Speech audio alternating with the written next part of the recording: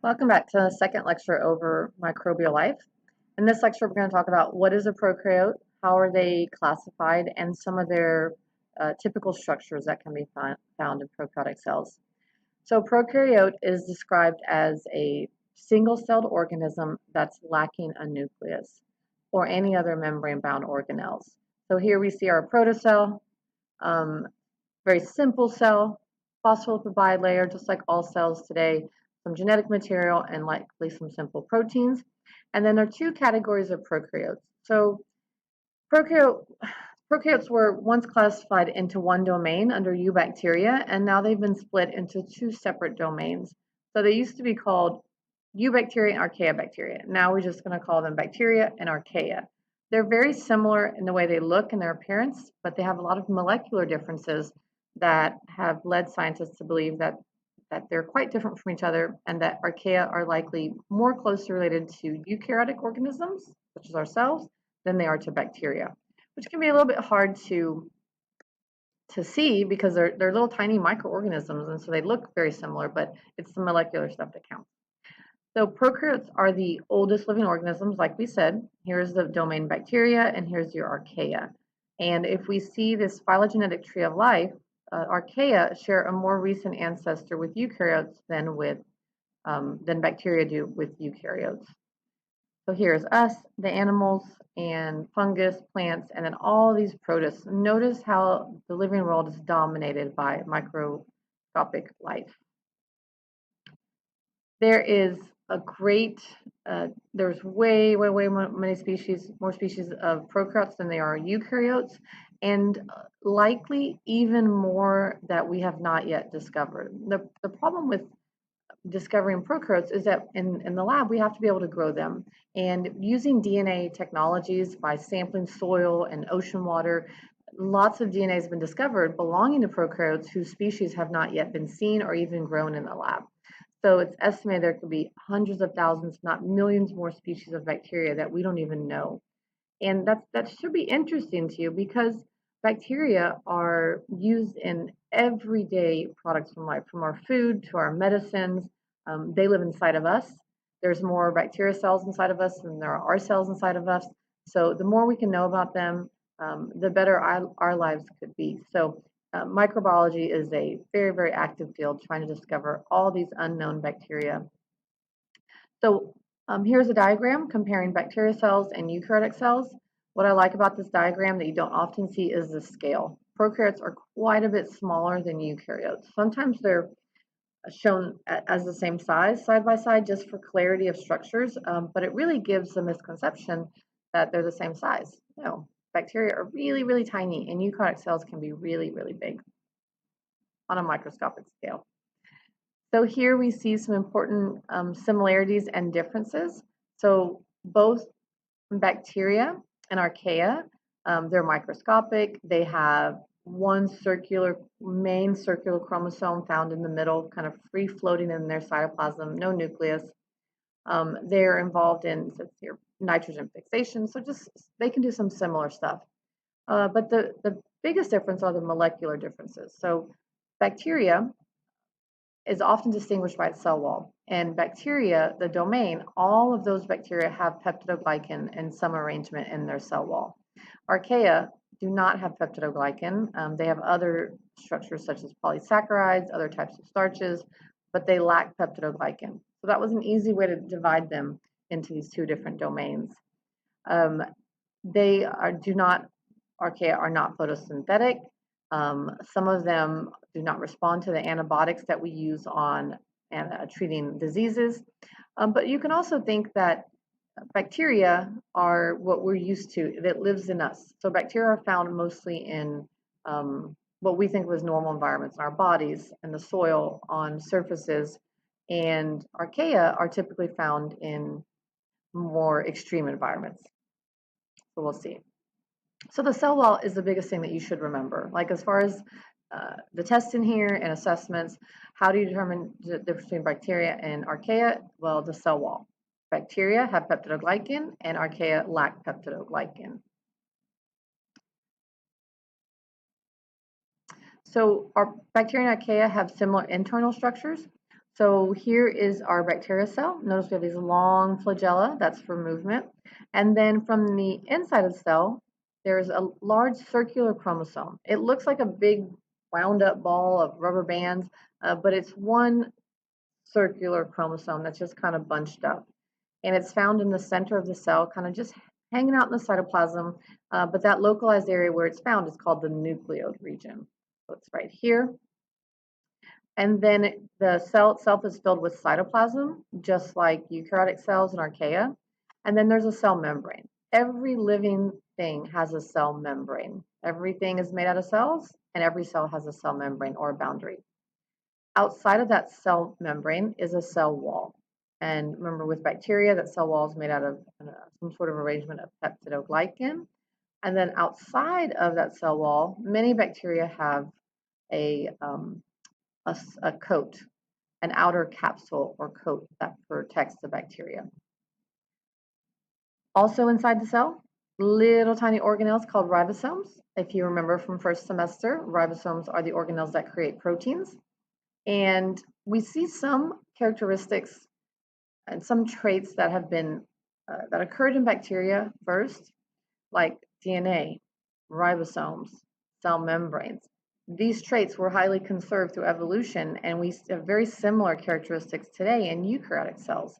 What that tells us is if bacteria have ribosomes and we have ribosomes, they worked really well to make those proteins, and they haven't changed much in billions of years. So prokaryotes have ribosomes, and eukaryotes as well, and archaea, and they use them to make proteins. In addition to that central chromosome, bacteria have these little smaller circular pieces of DNA called plasmids. Now, these are very, very important to bacterial's diversity, their genetic diversity. And if you remember back to evolution, variation and diversity allows for survival as the environment changes. And if bacteria have been here for billions of years, they have been fantastic at surviving changing environments. And so this extra little piece of DNA carries handy traits on there sometimes. For example, bacteria love to share these plasmids to pass antibiotic resistant traits. So one bacteria is resistant to penicillin, and it could replicate those plasmids and then share them or pass them to another bacteria. So now it becomes drug resistant. So great for bacteria, not so good for us. But it's how bacteria get around not sexually reproducing, because sexual reproduction has new combination of genes and we get variety that way. But bacteria, since they clone themselves basically by dividing, that's how they introduce variation for survival, is their plasmids.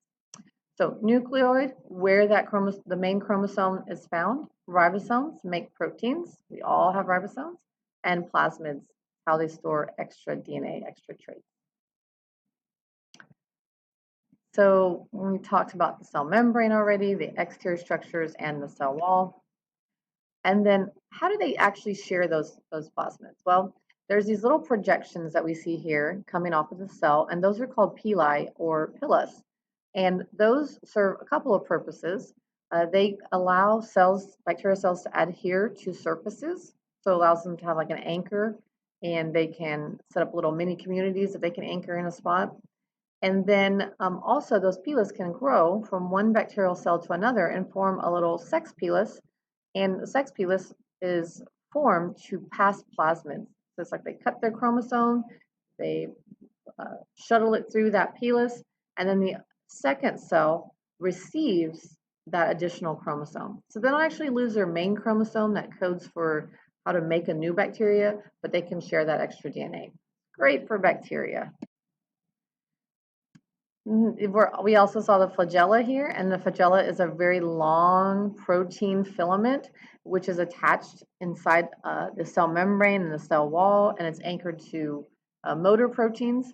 And when ATP attaches to motor proteins, it changes the shape of those proteins, and that results in a change in a movement of that flagella.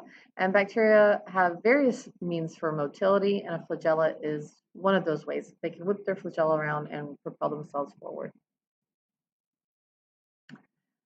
And so the cell walls that bacteria have, the way that they're formed, give bacteria a distinctive shape. So there's three main shapes of bacteria. Those shapes don't necessarily affect the function of the bacteria as much as allow us to classify bacteria by looking at them. So we will look at some bacteria in lab, and they will have one of three main shapes. Remember, these are all eubacteria. They will have a coccyx or round shape. The round shaped cells can cluster in different arrangements. They can be chains, pairs, or clumps. The bacillus, same thing, but a bacillus is a broad shaped bacteria. And then the spirillum, or a spiral shape, is the third main shape of the bacteria. And when we look at bacteria samples in lab, we'll see these various shapes. But remember, when we look at slides, they're going to be really, really tiny. So we'll have to zoom in. Very, very high power. Another important adaptation that bacteria have is they form endospores, and basically like a shell or a coating that allows bacteria to survive very, very long periods of time. And it can be extremely harsh conditions, or they can just go dormant until the environmental conditions are good for growth. It means that bacteria can survive, harmful bacteria could survive really long periods of time. We see these endospores forming in Clostridium botulinum, that bacteria that grows in anaerobic conditions and can cause severe deadly food poisoning, and anthrax. Anthrax is found in soil, and anthrax bacteria can form these endospores and spend decades lying dormant in the soil until a host is found to grow in. Bacteria can also be classified based on their metabolic activities. So these basically refer to how the bacteria create energy. So an autotroph uses sunlight and inorganic substances, typically carbon dioxide, to produce sugars. Right? So these are like your plants are also considered autotrophs. But if you have photosynthetic bacteria, they are autotrophic. Heterotrophic bacteria.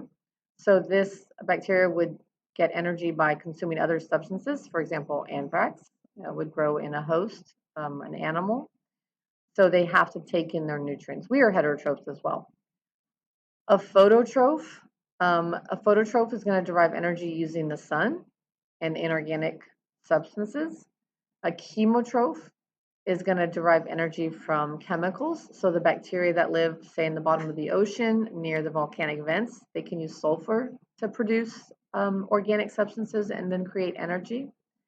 And then an aerobe is a bacteria that has to have oxygen. Well, a bacteria that uses oxygen to survive. Some of them can alternate between needing it and having and being able to survive without it. And then an anaerobe is an organism that can produce ATP without oxygen. So the last two we're going to talk about a bit more, aerobic and anaerobic. What does that mean? Well, aerobic habitats are environments that are exposed to the air. So living on the surface of the skin of an animal, living on the surface of plants or the soil, those are going to be organic bacteria. Aerobic bacteria. The surface of the lake, they're going to use oxygen. Anaerobic live in areas where there is no oxygen, so inside the gut of this mouse, or deep in the soil where there's not enough oxygen, or deep in the bottom of a lake. If these bacteria die in the presence of oxygen, they're called obligate anaerobes. That means they must be in an anaerobic environment to survive. And if they can alternate between the two, then they're called facultative. So they can deal with not having oxygen and they actually prefer that, but if oxygen is present, they're not harmed. So they can switch. So looking at DNA, just like when you look at DNA between family members, you can see relatedness among bacteria. And so the more we learn about bacterial genes and being able to do DNA analysis, we can show those relationships. So proteobacteria are the most diverse group. Cyanobacteria, blue-green algae is what they used to be called. They're photosynthesizers. Some heterotrophic bacteria, anthrax, salmonella, syphilis, they live in animals. But the vast majority of bacteria are really beneficial. What's called our microbiome is the community of bacteria that live on top of us, outside of us, inside of us, and we depend on them to survive. We would not survive without being coated and lined with bacteria. All right, so let's wrap up this lecture with a question. Which type of organism uses inorganic chemicals as a source of both energy and carbon?